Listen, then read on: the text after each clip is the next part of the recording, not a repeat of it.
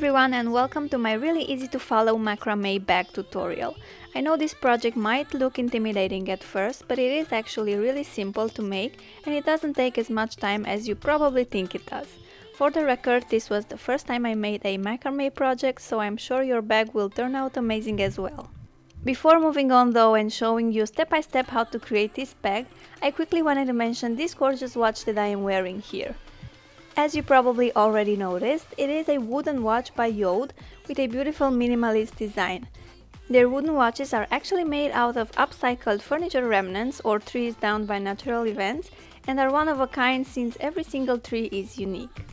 This watch was kindly gifted to me by Yode and I was honestly so happy since this is the first company that I am collaborating with. The watch that I am wearing here is called the Cassia Zebra and Ivory and I find it to be an all-rounder. Even if you are the jeans and t-shirt kind of person, which honestly I am most of the days, this watch just elevates your looks and takes it to another level. And of course I teamed up with them to give you the chance to win a $100 gift code on any watch of your choice from their website. To enter the giveaway, you just have to click the link in the description box down below. And in addition, Yode offers an extra 10% discount code as a consolation prize at the end of the contest. These watches also make for great gifts since you can personalize your watch by engraving the back plate or the box, and they also offer custom professional sizing and free worldwide shipping. So make sure you enter the giveaway and check their website for more beautiful designs. Now let's get on with the tutorial. Okay, so let's start with the materials. You'll first need some macrame cotton rope. You'll need about 40 to 60 meters. I will explain shortly why.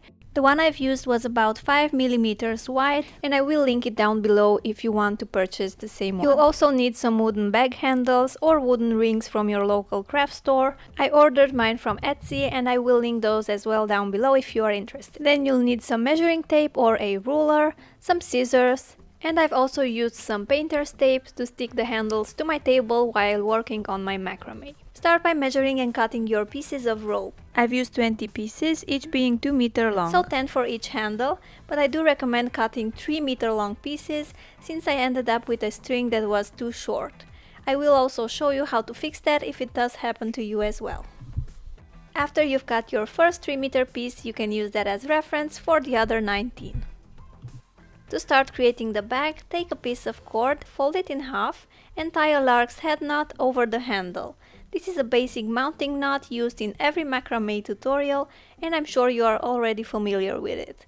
Simply bring the loop through the handle and pull the cords through the loop. Repeat until you have 10 knots on each of the wooden handles.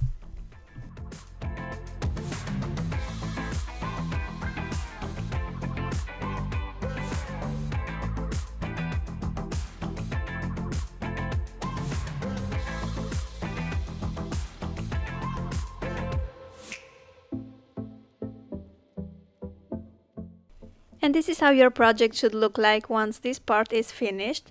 The following knot that I will be showing you is also super easy, but it requires these two front strings to be longer. So make sure you either use 3 meter long pieces everywhere, as I have mentioned in the beginning, or at least make sure that the first string from each handle is longer than the other ones. You will see in a minute what I mean by that. Starting on the left side, take the first string and simply knot it to the second one.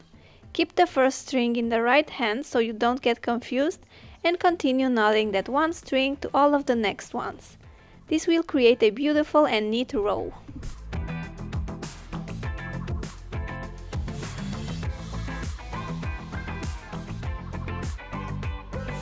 And this is also why I mentioned that this first string should be at least 50 centimeters longer than the other ones.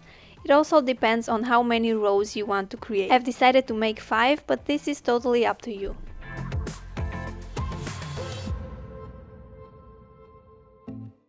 Once you reach the end of the row, simply take the same string and go in the opposite direction. Repeat until you have as many rows as you like.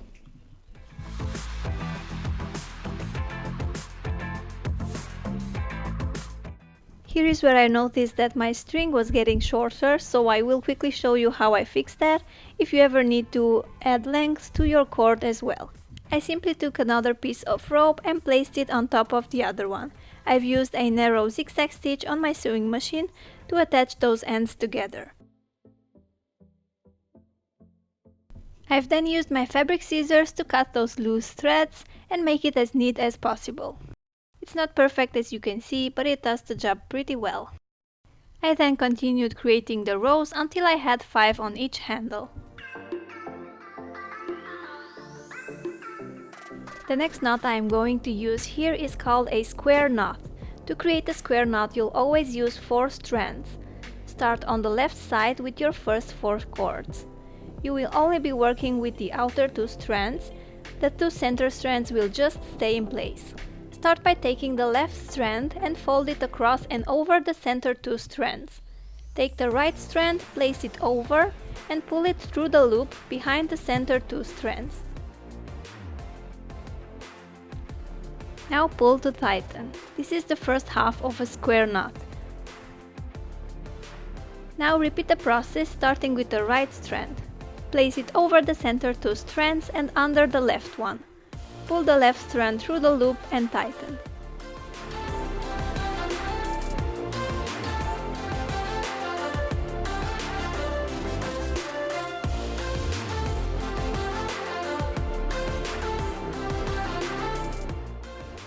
Continue creating those square knots until your first row is done.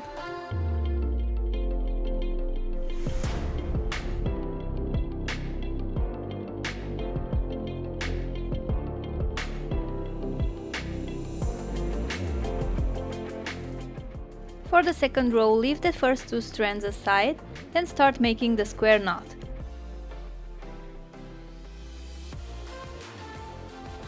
And you'll end up having 2 loose strands on the other end as well. For the third row, leave another 2 strands aside and continue making the square knot. I'm sure you got the gist of it by now. Keep leaving the outer 2 strands aside and making the square knots until you have something that looks like an inverted triangle. Obviously, you'll need to repeat the process for the other side of your bag as well. Then place both sides flat so the handles are side by side and start creating a square knot with those 2 strands from each handle. Then continue on with the same square knot pattern until you have something that looks like this. Now it's time to work on the other side of the bag. Fold the bag in half with the handles together like this. Make sure the bag is right side out. Then start creating the same square knot pattern on the other side as well. At this point, all of your knots should end at the same level. If you want your bag to be longer, you can add a few more rows here. I decided to leave it like this, since I find that this is the best proportion for the size of my wooden handle. To close the bottom of the bag, I just tie the ends together with a simple knot. Make sure you tie a strand from the front with one from the back and not 2 that are side by side.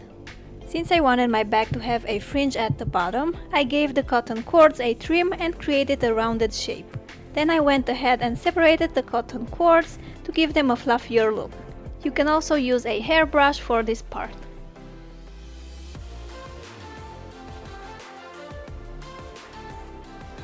I had so much leftover cotton cord that I decided to add more tassels to the sides of the bag. Just fold the pieces in half and knot them with the same lark's head knot you made at the beginning.